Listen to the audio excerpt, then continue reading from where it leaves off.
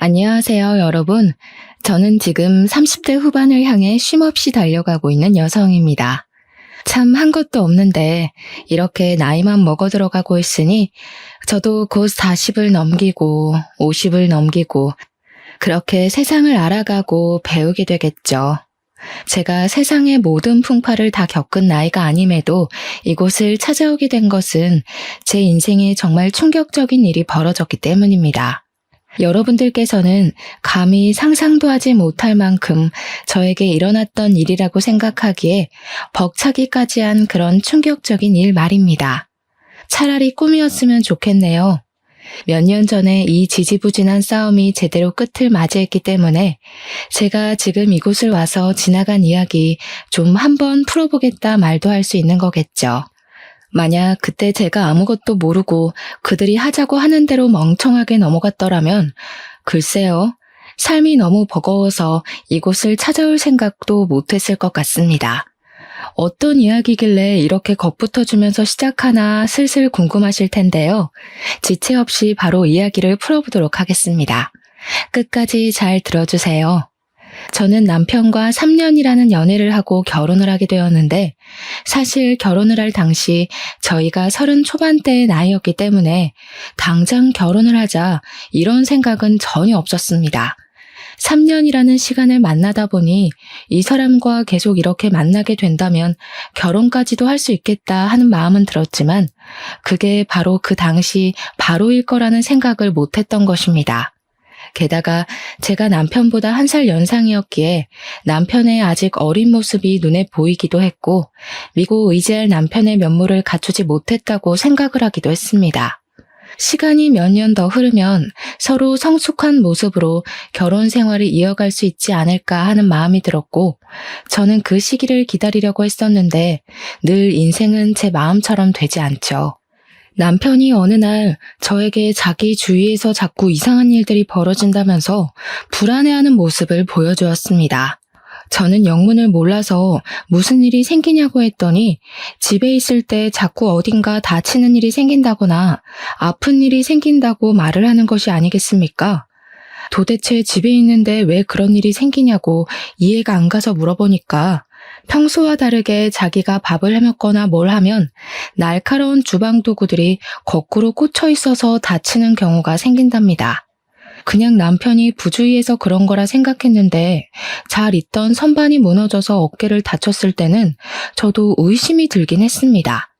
거기다가 집에서 가끔 가족들이랑 밥을 먹으면 자기만 혼자 배탈이 나기도 한다고 영문 모를 일이 생겨 점집에 찾아갔다고 하더라고요.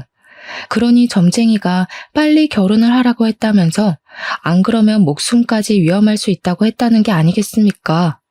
남편은 저에게 이런 찝찝한 마음이 드는 게 싫다며 빨리 결혼을 하고 싶다고 저를 졸랐고 저는 그런 남편을 보면서 어린 놈이 술을 쓴다고 생각했습니다. 하지만 남편은 날이 가면 갈수록 불안해했고 불안해하는 남편을 보면서 제 마음 또한 찝찝함을 견디지 못하게 되었습니다. 남편이나 저나 직장도 안정적으로 다니고 있었고 둘이 벌어먹고 사는데 문제가 전혀 없을 것 같다는 생각이 들어서 저는 남편의 성급한 프로포즈를 받아들이기로 결심을 했습니다. 점쟁이의 별뜻 없는 말일 거라 치부하긴 했지만 선반이 무너져 내려서 어깨를 다친 걸 보고는 저도 남편과 언젠가 결혼을 할 생각이 있었어요. 저와의 결혼으로 인해서 남편의 불안감이 사라진다면 그것만으로도 서로에게 안정감이 생기지 않을까 하는 마음에서 결혼을 하기로 결심을 하게 되었습니다. 저는 이왕이면 승진을 한 뒤에 당당하게 직장에 들어서고 싶었지만 남편은 자기가 내조를 잘할 테니 걱정하지 말라고 안심을 시켜줘서 오히려 나쁘지 않겠다고 생각을 했죠.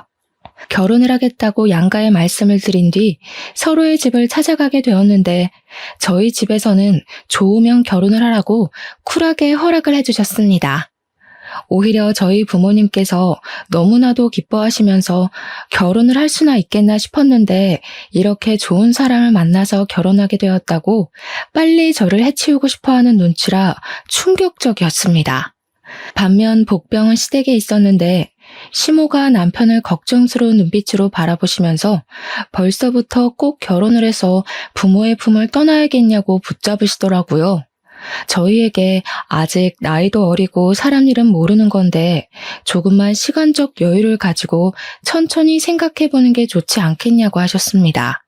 하지만 남편도 똥꼬집을 부리는 사람이라 강력하게 지금 결혼하지 않으면 삼재가 시작되고 어쩌고 저쩌고 하면서 시모를 설득하기 시작했습니다.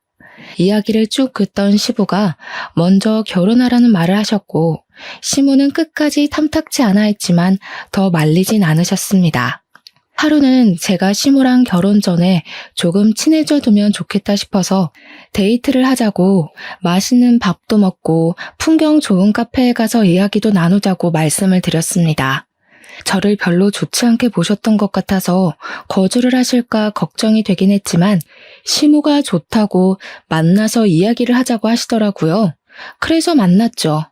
단박에 만나자고 하셨던 터라 분위기 좋게 밥 먹고 카페를 가고 할 줄 알았는데 시모가 약속 장소는 본인이 정하겠다고 하시더니 저를 이상한 다방 같은 곳으로 부르셨습니다. 저는 퀴퀴한 냄새가 잔뜩 배어있는 다방 분위기가 영 어색해서 몸둘 바를 모르고 있었는데 시모가 저에게 종이 한 장을 딱 던지는 게 아니겠습니까? 이게 뭔가 싶어서 종이에 빼곡히 적혀있는 글자를 읽고 있는데 혼인 서약서라고 적혀있더라고요. 어머님, 혼인 서약서가 뭐예요? 읽어봐라. 보면 다 나와있다. 첫 줄부터 결혼 후 3년 차까지는 혼인신고를 하지 않는다. 라고 적혀있더라고요. 기가 막혀서 줄줄 읽어나가는데 내용이 진짜 말도 안 되는 소리만 가득했습니다. 저는 읽기를 포기하고 시모에게 첫 줄에 관한 내용에 대해 정확하게 알고 싶어서 여쭈어봤습니다. 혼인신고를 3년이나 하지 말라고 하신 이유가 있나요? 요즘은 결혼하고 나서 직장 생활이다 뭐다 하면서 바로 임신, 출산 그런 거 안 한다더라. 3년까지 생활을 해보고 안 맞으면 쿨하게 헤어질 줄 알아야지. 네가 우리 아들보다 1살이 더 많은 것도 좀 깨름칙하다. 네가 우리 아들보다 먼저 죽으면 우리 아들은 어떡하니? 혼자 처량하게 말이야. 저는 솔직히 시모의 말에 너무나도 기가 막혀서 어떤 말을 해야 할지 머릿속이 새하얗게 변해버리는 느낌까지 받았습니다. 솔직히 좀 어질어질하더라고요. 인터넷에서만 보던 완전체 시어머니가 바로 이런 건가 싶고 제가 뭔 짓을 해도 평생 예쁨 받기는 글렀다는 생각까지 제 머릿속을 지배했습니다. 제가 건강관리에 소홀한 타입도 아니었고요. 매년 꼬박꼬박 검진도 받고 술이나 담배 같은 것도 전혀 하지 않는데 시모가 그런 식으로 말을 하니까 참 어떻게 이걸 설명을 해야 할지 아니 제가 설명을 한다고 시모가 과연 받아들여줄지 그냥 멘탈이 붕괴되는 느낌이었습니다. 저는 이럴 때일수록 돌아가면 안 된다는 걸 사회생활의 경험을 통해 배웠기 때문에 시모에게 직선적으로 물어보았습니다. 어머님, 제가 그이랑 결혼을 하는 게 싫으세요? 아니, 뭐 싫다기보다는 너무 이르다는 생각이 들어서 하는 말이지. 어머님, 제가 진짜 잘할게요. 어머님께서 걱정하시는 부분 어떤 건지 잘 알겠어요. 하지만 저희도 성인이고 저희 결정을 믿어주셨으면 좋겠습니다. 제가 처음부터 예쁨을 받을 수 없다는 거 잘 알지만 그래도 같이 부대끼며 살다 보면 서로에게 적응이 되지 않을까요? 한 번만 믿어주세요. 그럴 필요가 뭐가 있니? 뭐 하려고 하지 말고 그 서약서나 잘 읽고 시켜줬으면 좋겠다. 다 너희에게 잘 되라고 하는 소리야. 3년간 혼인신고를 하지 말 것. 3년간 당연히 아이도 가지지 말 것. 시댁 행사에 빠지지 말 것. 아프면 곤란하니 보험은 3개 이상 들어놓을 것. 그런 쓸데없는 내용들이 가득 적혀 있었는데 그 무엇보다도 보험은 왜 들으라는 건지 이해가 가지 않았습니다. 하지만 그 보험에 대한 내용이 추가된 것을 곧 알게 되었죠. 남편에게는 5살 어린 여동생이 하나 있었는데 신우가 보험회사에 취직을 했더라고요. 신우 실적을 올려주라고 그런 내용이 추가된 거구나 싶어서 황당했지만 저도 어쨌든 결혼을 결심한 마당에 가족들과 사이좋게 지내면 서로 좋은 거 아니겠습니까? 그래서 굳이 가입을 할 필요도 없는 보험을 신우에게 3개나 가입했습니다. 그것도 생명보험만 말입니다. 남편에게 보험 가입을 하고 이야기를 꺼냈더니 남편도 글쎄 시모가 들어준 보험이 5개나 있다고 하더라고요. 너무 과하다 싶긴 했지만 시모가 돈도 내준다고 하니 거절할 이유는 없었습니다. 남편은 심지어 그 보험이 매달 얼마씩 나가고 있는지도 모르고 그동안 치료를 받으면서 보험금 한 번 타본 적이 없다고 하더라고요. 시모가 그 비싼 보험을 들어주었는데 한 번도 보험금을 탄 적이 없다고 하니 시모에게 측은지심이 들기도 했습니다. 저는 남편과 이야기를 나누던 도중 시모가 저를 탐탁지 않아 한다는 것이 영 마음에 걸려서 슬며시 물꼬를 트고 어떻게 해야 예쁨을 받을 수 있을까에 대해 고민을 하기 시작했습니다. 그러다가 남편이 저에게 툭 던진 말에 저는 너무 놀라고 말았죠. 아주 중요한 사실 하나를 저에게 말하지 않고 숨기고 있었더라고요. 그 사실은 바로 시부랑 시모가 재혼을 해서 만나게 된 사이였다는 것이었습니다. 제가 먼저 물꼬를 트지 않았더라면 남편이 언제까지고 말을 하지 않았을 수도 있었을 거라 생각합니다.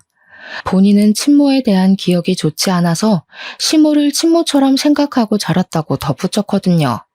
남편이 아주 어렸던 시절 시부가 술만 먹는 술주정뱅이였대요. 일도 안 하고 집에서 매일 소주를 마시며 남편과 친모를 구박만 하는 전형적인 망난이요. 남들이 상상하는 것만큼의 나쁜 짓은 없었지만 매일 아슬아슬한 분위기가 지속이 되었고 친모가 더 이상 시부랑은 못 살겠다고 이혼을 요구했다고 하더라고요. 이혼이 되자마자 본인 집만 챙겨서 집을 나갔다며 2번 다시는 얼굴도 못 보게 될 거라고 하더니 집을 나간 이후에 친모 얼굴을 한 번도 본 적이 없다고 하더라고요. 남편은 4살 이후 매일같이 친모의 욕을 하는 시부에게 적응이 되었고 자연스럽게 친모에 대한 기억이 좋지 않게 자리를 잡은 것입니다. 거기다가 남편을 두고 떠났으니 남편이 시부와 둘이 살면서 얼마나 힘들고 지쳤겠습니까? 이야기를 듣는 내내 저는 남편의 등을 쓸어주었습니다. 하지만 예상만큼은 아니었다고 하더라고요. 친모가 그렇게 집을 나간 뒤에 시부가 뭔가 깨달은 게 있는지 술을 끊고 열심히 일을 하기 시작했대요. 그리고 얼마 지나지 않아서 지금의 시모랑 재혼을 하게 되었고 여동생도 바로 낳게 되었다고 했습니다. 같이 살면서 하나의 가족이 되었다고 생각하고 지냈는데 남편이 크면서 시부와 시모가 친모에 대한 욕을 멈추진 않았다고 했습니다. 그래서인지 지금도 남편은 친모 이야기를 입 밖으로 꺼내지도 않고 친모가 어떻게 살고 있는지에 대한 관심도 전혀 없이 아예 남처럼 치를 떨면서 살고 있었습니다. 아무튼 그런 이야기를 전부 전해 듣고 저는 오히려 고민에 빠지게 되긴 했지만 상견례를 무사히 마치게 되었고 결혼식까지 올리게 되었습니다. 시모가 요구했던 대로 혼인신고는 조금 미루는 것으로 서로 합의를 보고 신혼생활을 시작했는데 행복할 줄 알았던 신혼생활의 실상은 최악 쪽에 조금 더 가까웠습니다. 시모가 자꾸 우리 남편의 건강에 대해 관심을 보이면서 저한테 별일은 없냐, 무슨 일 생긴 거 없냐 허구한 날 물어대는데 저는 진짜 남편이 무슨 병이라도 있는 줄 알았습니다. 아침마다 저녁마다 하루에 2번씩 전화를 해서 어디 다친 데는 없니? 하고 물어보는데 나중에는 꼭 무슨 일이 생겼으면 좋겠다 하는 사람처럼 보이기까지 했습니다. 찝찝한 마음이 채 가시지 않던 어느 날 우리 남편이 결혼하고 얼마 지나지 않아서 엄청난 복통에 시달리며 아프기 시작했습니다. 어디 아프냐고 계속 묻다가 119에 신고를 해달라는 남편의 말에 그제야 신고를 해서 구급차를 타고 대학병원에 가게 되었습니다. 병원에 도착해서 이런저런 검사를 진행해 보더니 의사가 저에게 맹장이라고 말을 해주더라고요. 많이 부풀어 올랐다고 빨리 수술을 하는 게 좋겠다고요. 너무 놀라서 저는 당장 수술을 진행해 달라고 했고 남편은 응급수술로 맹장을 제거하게 되었습니다. 시댁에는 당연히 알려드렸고 남편이 퇴원한 날 잠깐 와서 남편의 상태를 보고는 시부모님이 돌아가시더라고요. 솔직히 남편이 수술까지 했으니까 병원비를 조금 보태주시지 않을까 생각을 하긴 했는데 전혀 그런 말씀 없이 수술 잘 끝났으면 됐다고 하고 가시길래 서운했죠. 수술을 다 하고 계산까지 마치고 나니까 문득 남편에게 생명보험이 여러 개 가입이 되어 있다는 것이 기억이 났고 저는 바로 보험회사에 연락을 해보았습니다. 수술비가 갑자기 들어가게 되었으니까 저희 생활비에도 구멍이 크게 생기지 않았겠습니까? 이럴 때를 대비해서 드는 것이 보험이니까요. 근데 보험회사에서 당황해하면서 이미 보험금이 지급되었다는 소리를 하는 게 아니겠습니까? 제가 보험금 신청을 하지 않았는데 누가 타갔냐고 물어봤습니다. 그랬더니 이름 석자를 말해주는데 저희 시모가 타갔다는 게 아니겠습니까? 남편 태어나는 날 와서는 멀뚱멀뚱하게 서 있더니만 알고 보니 보험금을 받기 위한 서류를 챙기기 위해서 병원에 찾아왔던 것이었습니다. 저는 너무나도 황당해서 시모에게 바로 전화를 걸어서 보험금을 타간 것이 맞냐고, 아니 남편 수술 보험금을 왜 시모가 가져가냐고 물어보았습니다. 예, 그 보험 내가 내 돈 주고 들어주고 있는데 무슨 문제 있니? 내가 그럼 공짜로 너네 좋으라고 보험 들어줬겠어? 내가 낸 만큼 돌려받는 거야. 저는 남편에게 이 이야기를 하면서 시모가 좀 이상한 것 같다고 수상하다고 말을 했는데 남편은 그냥 한 귀로 듣고 흘려버리더라고요. 그런데 참 신기한 게 그렇게 저랑 결혼하기 전에는 자주 다치고 아프던 사람이 결혼을 한 이후에 잔병치레 한 번 없더라고요. 저는 슬슬 시모의 행동이나 건강염려증을 빙자한 염탐에 의심을 품기 시작하게 되었는데 예상치 못한 일이 발생하고 말았습니다. 시부에게서 급하게 연락이 와서는 저희 부부에게 돈을 좀 모아둔 것이 있냐고 하시더라고요. 신혼부부에게 들어갈 돈이 한두 푼도 아니고 결혼한 지 얼마나 됐다고 돈이 있겠습니까? 당연히 시부에게 돈이 없다, 돈이 얼마나 필요하시냐 했더니 갑자기 버럭하시면서 젊은 것들이 돈도 안 모아두고 뭘 했냐고 화를 내시는 겁니다. 알고 보니까 시부가 일을 하던 곳에서 물건 발주를 심하게 잘못하시는 바람에 그 손해를 다 갚아내야 하는 위기에 처했다는 겁니다. 공장에서 발주 실수를 한 걸 개인이 다 물어내야 한다고요? 아니 얼마나 큰 돈이 필요하신데요. 내가 영 하나를 잘못 입력한 걸 어떡하냐. 나보고 물어내지 않으면 내용 증명부터 보내겠다는데 6천만 원이 필요하다. 갑자기 6천만 원이라는 돈이 어디서 뚝 떨어지겠습니까? 신혼집 구하느라 돈도 다 탈탈 털어 쓴 것도 모자라서 대출까지 있는 상황이었는데요. 당연히 저희도 이러저러한 사정으로 인해서 돈이 한 푼도 없다, 당장 6천만 원을 구할 수 있는 방법도 없다고 차근차근 설명을 했습니다. 그런데 시부랑 시모는 그런 저희에게 씀씀이가 너무 커서 돈이 없는 거 아니냐면서 친정이라도 말을 해서 빌려오라고 뻔뻔하게 소리를 치시더라고요. 너는 시댁 어르신이 다 죽게 생겼다는데 그 정도 돈도 못 구해와? 친정 부모님 노후자금 다 마련해 두셨다며 돈 좀 빌려와. 그래, 우리가 뭐 그냥 꿀꺽한다 그랬니? 갚는다니까. 이번 일만 잘 해결되면 아무 문제 없을 거라고. 저희 친정이 돈을 빌려오라는 게 말이나 되는 소리예요. 저희 부모님도 그럴 돈 없으니까 그냥 가셔요. 처음부터 내가 마음에 안 든다고 했지? 돈이 있으면서도 없는 척하면서 그걸 숨겨? 너 때문에 우리 집 망하면 네가 책임질 거야? 어머님, 제가 돈을 빌려드릴 수 있는 수준이 아니잖아요. 저희 친정 부모님도 갑자기 그런 큰 돈을 어디서 구해요. 너네가 결혼하고 돈 모은 이유가 뻔하다 뻔해. 배워온 게 없으니까 저금을 해야 할 이유도 못 찾은 거겠지. 그러는 시부모님은 그동안 몇십 년의 세월을 일을 하셨는데 6천만 원도 못 모으셨어요. 저 더 이상 할 말 없어요. 가세요. 뻔뻔하게 친정 운운하면서 돈을 가져오라고 하니 저도 말을 세게 뱉어내고 말았습니다. 아니 다른 것도 아니고 본인이 실수를 한 거 가지고 돈을 달라고 하니 어이가 없죠. 시부모는 크게 후회할 거라고 나중에 다 두고두고 기억해둘 거라며 저를 반쯤 협박하신 뒤에 돌아가셨고 저는 더 이상 찾아오지도 말고 연락도 하지 말라 했습니다. 그 사달이 난 이후에 한동안 조용조용하게 흘러갔던 저희 부부에게 아주 큰 사고가 터지게 되었습니다. 우리 남편에게 잊을 수 없는 일이 벌어지고 말았습니다. 남편이 평소와 다름없이 퇴근을 하던 길에 뺑소니 사고를 당해서 병원에 혼수 상태로 실려갔다는 이야기를 듣게 된 것입니다. 뺑소니 사고인 것도 혼수 상태인 것도 제정신을 뒤흔들기에 충분한 소리였습니다.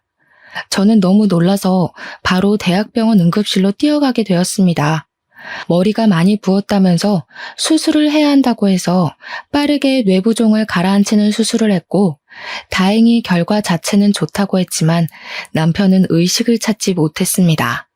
경찰이 찾아와서 원한 관계가 있었던 것은 아니냐, 사고가 난 위치에 CCTV가 존재하지 않아서 당장 수사에 어려움을 겪고 있으니 시간이 꽤 오래 걸릴 수도 있다는 대답까지 듣게 되었습니다.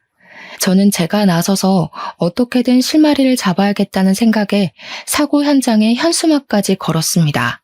매일같이 경찰서를 찾아가 음료수를 돌리며 우리 남편 뺑소니 사건을 제발 제대로 수사를 해달라며 울고불고 빌었습니다.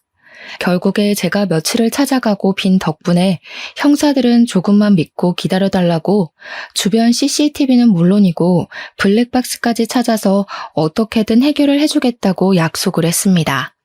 하지만 제 바람과는 다르게 목격자를 찾는 현수막까지 걸었음에도 불구하고 아무런 목격자도 나타나지 않았고 수사는 그 상태 그대로 멈추게 되었습니다. 다행히 사건을 해결하려는 의지가 보이는 형사님께서 담당 검사님과 함께 사건을 수사하기 시작했는데 의지만 불태웠지 진척이 따로 없는 상태로 시간이 흘렀습니다. 남편이라도 눈을 뜨면 너무나도 감사할 것 같았지만 남편은 정말 수술이 잘 되었고 부종도 가라앉아 신체 기능도 살아있다고 했지만 의식을 깨우지 못했습니다. 저는 눈을 감고 미동도 하지 않는 남편의 병수발을 들면서 한계에 부딪히게 되었습니다.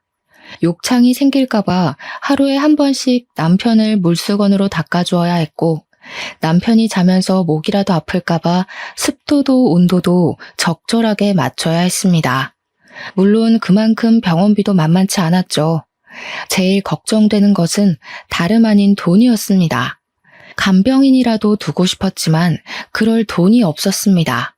남편이 사고로 인해서 휴직에 들어갔기 때문에 제가 혼자 벌어서 병원비와 간병비를 해결해야 했기 때문에 어쩔 수 없이 간병인을 두지 못했습니다. 제가 일이 늦게 끝나는 날이 되거나 물론 회사의 배려로 최대한 줄여나가긴 했지만 출장이라도 가야 하는 스케줄이 잡히면 시모에게 간병을 부탁드렸었습니다. 하지만 시모는 자기는 그런 일 잘 못한다고 차라리 간병인을 두고 쓰지 누가 알아준다고 그 고생을 하냐고 하더라고요. 거기다가 시댁 식구들은 병원에 찾아오지도 않았습니다. 어쩌다가 가끔 남편의 상태가 궁금해서 찾아오더라도 자고 있는 남편의 얼굴만 쓱 보고 사라지더라고요. 위급한 상황이 오거든 그때 연락해라. 어차피 저리 자다가도 깨어날 수도 있는 게 혼수 상태라고 하던데. 시부도 그렇고 시모도 그렇고 아무리 자기 배로 낳은 자식이 아니라고 하지만 그래도 그 어린 시절에 만나서 자식처럼 키운 아들인데 어찌 저리 매정할 수 있는지 말입니다. 남편에게 진짜 가족은 저밖에 없다는 생각밖에 들지 않았고 범인을 찾는 것에 대해 관심이 하나도 없는 시부모와 시누를 보면서 진짜 저게 가족인가 싶어서 너무 힘들었습니다. 시댁에서라도 진심으로 저를 위로해 주었다면 제가 과연 이런 생각을 하게 되었을까요? 정말 해도 해도 너무한다는 생각밖에 들지 않았습니다. 저는 병원과 경찰서를 찾아다니면서 쉬지 않고 남편 병간호를 하고 또 사건에 대해 제대로 알아보기 위해서 밤이고 낮이고 비바람이 몰아쳐도 쉬지 않고 뛰어다녔습니다. 유일하게 저만이 남편을 신경 쓰고 있었기 때문에 제가 여기서 포기를 하면 우리 남편의 곁을 지켜줄 사람이 아무도 없다고 생각했기 때문이었습니다. 제가 지쳐 쓰러지기 일보 직전으로 병원으로 돌아오면 곤히 누워서 평온하게 있는 남편을 보고 속상해 울었던 적이 한두 번이 아니었습니다. 그러던 어느 날 사건 담당 검사님이 저에게 물어볼 것이 있다고 만나자고 하셨고, 저는 검찰청으로 가서 검사님과 사고가 일어나기 전에 대한 상황 이야기를 했습니다. 사소한 거라도 하나하나 다 말해달라고 하셔서 딱히 특별히 생각나는 것은 없었지만 남편의 교우관계, 회사에서의 입지, 시댁 식구들 이야기를 쭉 풀어놓았습니다. 검사님께서 좋은 결과가 나올 때까지 수사를 돕겠다고 해주셔서 감사하다고 인사를 드리며 검찰청을 나오는데 하늘이 너무 눈이 부시게 예뻐서 눈물이 주룩주룩 쏟아지더라고요. 검찰청 앞 계단 구석에 주저앉아서 엉엉 울고 있는데 그런 제가 너무 처량하게 보인 건지 뭔지 웬 아주머니께서 저에게 손수건을 내미시는 게 아니겠습니까? 아니, 젊은 세대기 뭐가 그렇게 서럽고 힘들어서 여기 주저앉아 울고 있어. 남편의 사고 이후 누군가가 내밀어준 따스한 손길이었기 때문에 저는 쪽팔린 것도 잊어버린 채 처음 보는 그 아주머니를 붙잡고 엉엉 울기 시작했습니다. 초면에 당황할 법도 하지만 아주머니께서는 진심으로 저의 등을 쓸어내려 주시면서 속상한 거 있으면 다 털어놓아 보라고 속이 시원해질 때까지 울어버리라고 하시더라고요. 그 말에 용기라도 생긴 건지 뭔지 처음 보는 사람임에도 불구하고 저는 어딘가에 다 털어놓고 싶다는 마음이 들어서 아주머니를 붙잡고 남편이 사고를 당한 이야기를 털어놓았습니다. 우리 남편 정말 불쌍한 사람이에요. 이상하게 결혼 전부터 계속 다치고 아프고 하더니만 결국에는 이런 사고를 당해서 정신도 못 차리고 누워만 있어요. 가끔은 남편이 숨이라도 제대로 쉬는 게 맞나 덜컥 무서워서 코 밑에다가 손가락을 대기도 해요. 저도 이렇게나 걱정하고 마음 아파하는데 근데 우리 시댁 식구들은 남편에게 신경도 하나 쓰지 않아요. 너무 서러워요. 새댁이 참 힘들겠네. 세상에 참 억울한 사람도 많지. 그래도 우리나라 범죄 검거율이 좋으니까 조금만 힘내서 기다려 봅시다. CCTV도 없는 곳에서 사고를 당해서 이럴 줄 알았으면 CCTV 많은 동네에 신혼집을 얻을 걸 그랬어요. 저 혼자서 남편 병간호도하랴, 수사 진척 상황에 대해 알아보랴. 사는 게 힘들어 죽겠는데 오늘도 시댁 식구들은 외식하러 나간다고 자랑하더라고요. 자기 자식이 누워있는데 사람이라면 적어도 이러면 안 되잖아요. 아주머니께서는 몇십 분이라는 시간이 지나도록 제 이야기를 끝까지 들어주시고 제 등을 토닥여주시면서 본인 아들이 검사라고 이야기를 해주셨습니다. 저에게 모르는 부분이 있으면 물어봐서라도 알려주겠다고 힘내라는 말을 전해주시면서 아드님 이름을 말해주셨는데 저희 남편 사건 담당 검사님인 게 아니겠습니까? 세상에 인연이 닿으려고 하니 이렇게 닿게 된다면서 저에게 전화번호를 알려달라고 하셨고 저희는 서로 연락처를 교환하고 자주 연락을 하기 시작했습니다. 정말 성품이 어찌나 좋은 분이시던지 제가 힘든 와중에도 의지할 수 있는 안식처 같은 것이 되어주셔서 저는 아주머니와 참 많은 시간을 보내게 되었습니다. 그렇게 남편이 혼수 상태로 지낸 지도 몇 개월이라는 시간이 훌쩍 지났고 갑자기 병원에서 연락이 와서 달려가니 의사 선생님께서 좋은 징조가 보인다고 하셨습니다. 간혹 가다가 쇼크로 인해서 안 좋은 결과가 나오는 경우도 있지만 생체 반응이 일어났다면서 저에게 조만간 깨어날 수도 있을 것 같다고 희망을 주셨습니다. 새로운 약으로 바꿔보는 게 좋을 것 같다는 말에 저는 제발 어떻게 해서든지 우리 남편 눈만 뜨게 해달라고 빌었습니다. 병원에서 연락을 받았을 때 제가 너무 놀라서 시부모에게 연락을 드렸었는데 의사가 저에게 희망을 주시면서 포기하지 말라고 꼭 깨어나실 거라고 말을 하고 나간 뒤 찾아오셨더라고요. 꽤 뒤늦게 오신 바람에 의사를 직접 만나지 못한 시부모는 저에게 남편이 어떻게 된 거냐고 물어보셨습니다. 우리 아들 죽은 거냐? 죽을 거라니? 뭐라고 하디 의사가? 왜 말이 없이 빤히 쳐다만 보고 있어?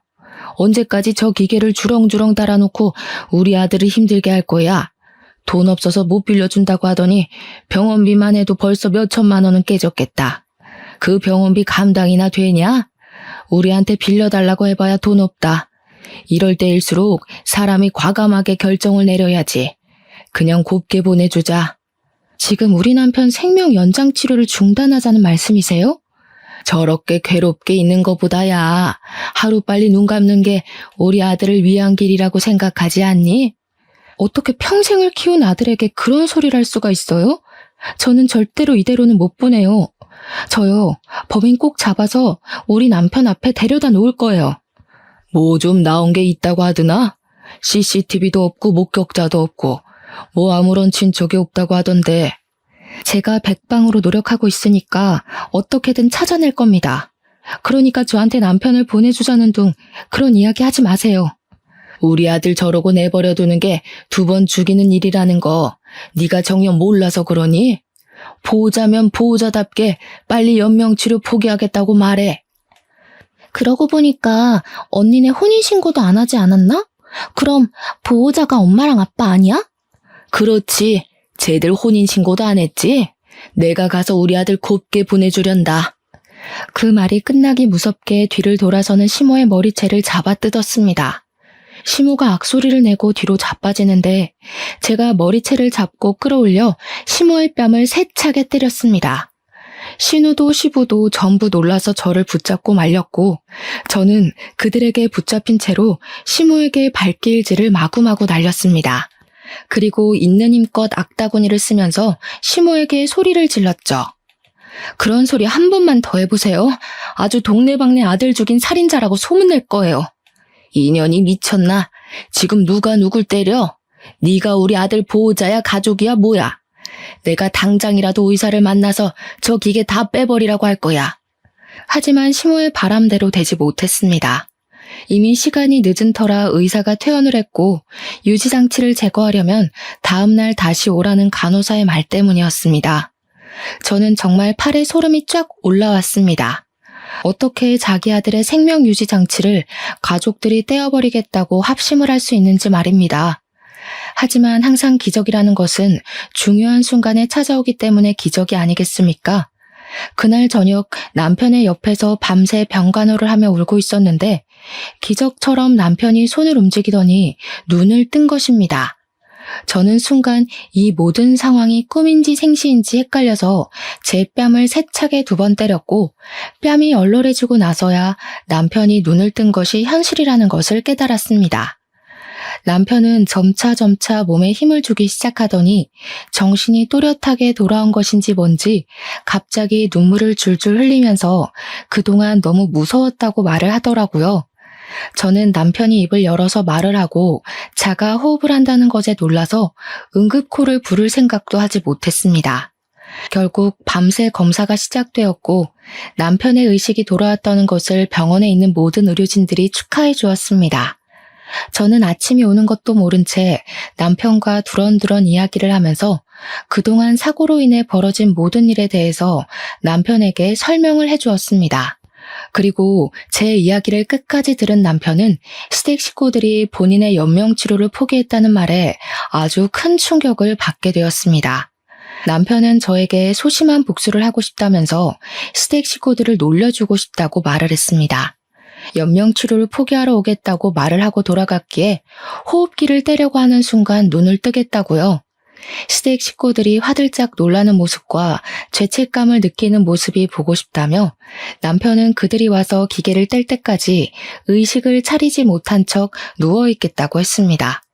저도 시댁 식구들이 남편을 포기할 때 남편이 정신을 차린다면 꽤 통쾌한 복수가 될 것 같아서 찬성을 했습니다. 시댁 식구들은 남편이 깨어난 것을 꿈에도 모른 채 병원에 찾아와서 연명치료를 포기하겠다고 했고 의사는 아무것도 모르는 척 마지막 인사를 하라고 했습니다. 그랬더니 저한테 병실에서 나가라고 하는 게 아니겠습니까? 너는 가족도 뭣도 아니니까 병실 밖으로 나가 있어라.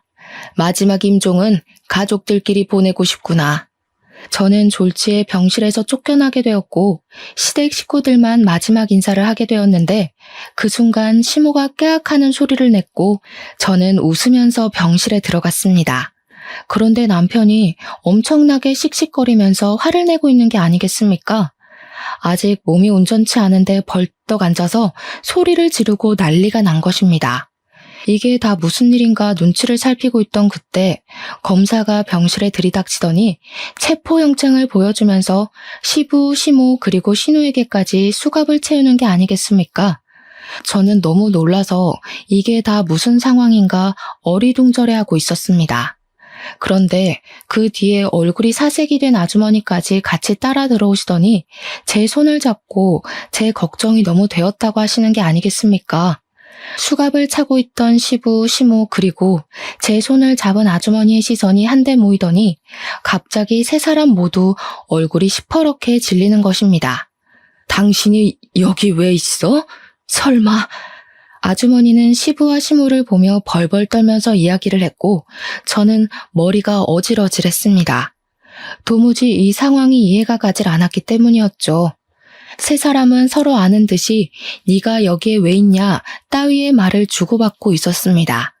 그 순간 남편이 씩씩거리면서 삿대질을 하며 열불을 토해냈습니다. 나를 죽이려고 했던 게 다른 사람도 아닌 우리 부모 그리고 내 여동생이었어? 내가 지금 여기 누워서 다 들었다고. 이놈이 아직 정신이 온전치 못한가? 무슨 그런 무서운 소리라고 있어? 저 정신 정말 멀쩡하거든요? 진짜 소름이다 소름이야. 어떻게 부모가 자식을 죽이고 보험금을 갈취하려고. 방금 전에 들어와서 내 호흡기 떼면서 다 털어놨잖아. 나 죽이려고 뺑소니 친 사실을. 잡히면 어떡하나 걱정했는데 화장해버리면 끝 아니냐고 했잖아. 내 사망보험금으로 급한 불 끄고 여행이나 가자고 하면서 신나게 떠든 거 내 귀로 똑똑히 들었다고. 저는 경악을 금치 못하고 있었는데 그 순간 검사가 끼어들어서 말을 이어갔습니다. 그 앞을 때마침 지나갔다는 택시기사의 목격 진술이 있었고 블랙박스를 통해서 뺑소니 차량을 검거하게 되었습니다. 차량 번호 3땡땡땡, 차주인이 당신인 것도 다 확인했고요. 그 차 범퍼에서 아주 소량의 혈흔까지 발견했습니다. 우리 신혼집 앞 한적한 골목에 CCTV가 없다는 것을 이미 알고 저지른 시댁 식구들의 뺑소니 사건이었던 것이었습니다. 저는 소름이 돋아서 온몸을 떨었고 아주머니께서는 옆에서 엉엉 우시면서 가슴을 치셨습니다. 이 정신 나간 사람들아, 어떻게 우리 아들을 죽이려고 그깟 돈 때문에. 저는 다시 한번 경악을 할 수밖에 없었습니다. 알고 보니 아주머니가 우리 남편의 친모였던 것이었습니다. 아주머니도 꿈에도 모르고 있다가 병실에서 시부와 시모의 얼굴을 보고 피해를 당한 게 본인 아들이었다는 것을 알게 된 것이었습니다. 너네가 바람 피우는 거 다 알면서도 눈 감아줬다. 우리 아들 때문에. 그러다가 저 여자애를 임신하는 바람에 내가 포기하고 이혼해줬지. 근데 내 아들 얼굴 한번 못 보게 해놓고 잘 키우겠다고 신경도 쓰지 말라고 무일푼으로 나를 쫓아내더니 감히 우리 아들을 죽이려고 해? 네가 사람이야? 알고 보니 친모가 이혼을 하자고 도망을 갔다고 했던 사실은 전부 거짓말이었던 것이었습니다. 시모랑 시부가 오랜 시간 불륜관계를 지속해왔고 뱃속에 남편의 여동생, 즉 신우가 생겨서 친모를 쫓아내고 재혼을 하게 된 것이었습니다. 친모는 아들만 데려가게 해달라고 빌고 또 빌었는데 시부가 절대로 안 된다고 얼굴 볼 생각도 하지 말라고 하며 이사도 가버리고 연락도 끊어버린 것이었습니다. 친모는 남편에 대한 미련을 버리지 못하고 몇 년을 찾아다녔지만 꽁꽁 숨어버린 시부 탓에 찾지를 못했다고 하더라고요.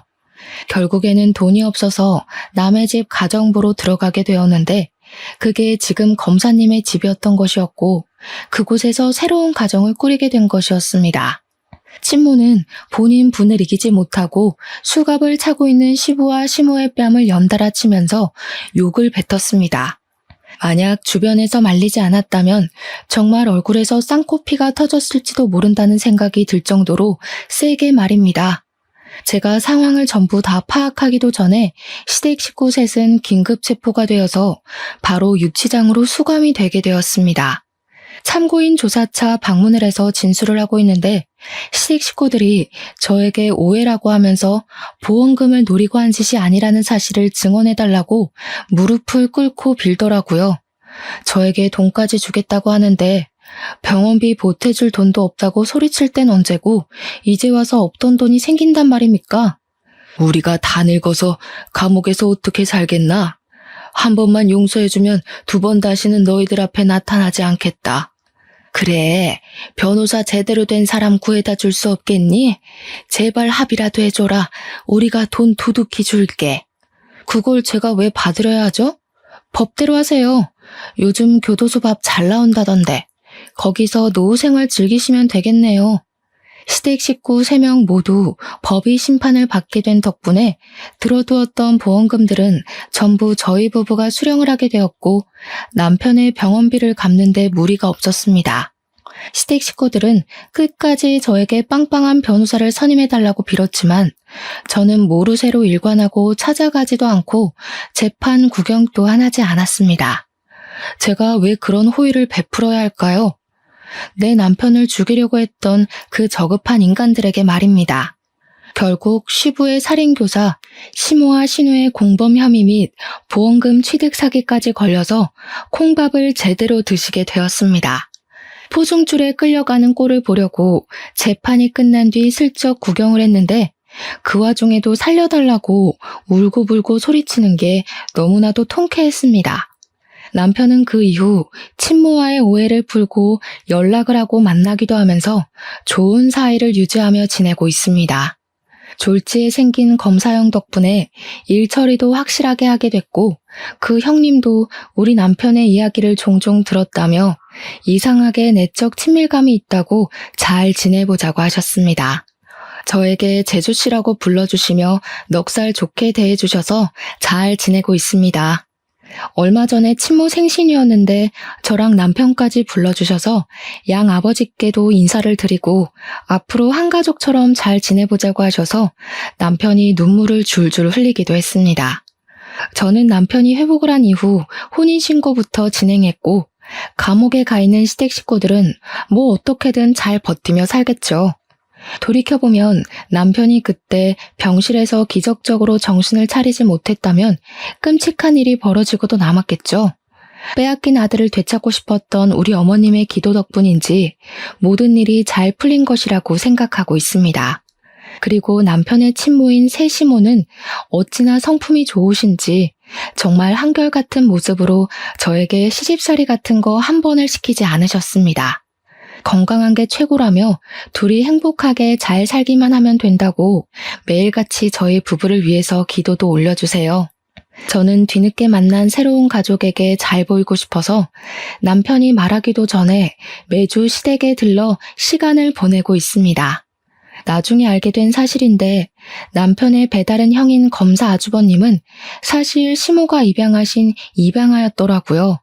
새 시부가 시모를 정말 많이 사랑했는데 임신이 잘 되지 않았고 보육원 봉사활동을 하다 만난 아주버님을 입양해서 키웠다고 하셨습니다. 아주버님도 새 시부모에게 받은 사랑만큼 동생에게 전해주고 싶다면서 우리 남편과 저를 알뜰살뜰 챙겨주세요. 제 생일 때는 호텔 숙박권을 선물해 주시기도 하고 우리 남편 생일 때엔 좋은 레스토랑에서 식사도 사주셨습니다. 왜 그런 말이 있지 않겠습니까? 콩 심은 데 콩 나고 팥 심은 데 팥 난다는 말이요.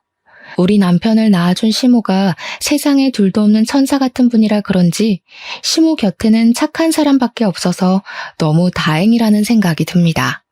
우리 남편도 그동안 못 받았던 부모의 사랑을 듬뿍 받아서 그런지 얼굴빛이 환해지고 살도 보기 좋게 다시 올라왔습니다. 뒤늦게 만난 우리 가족이 평생 행복하게 살도록 이야기를 들어주신 여러분께서 모두 응원해 주셨으면 합니다. 감사합니다.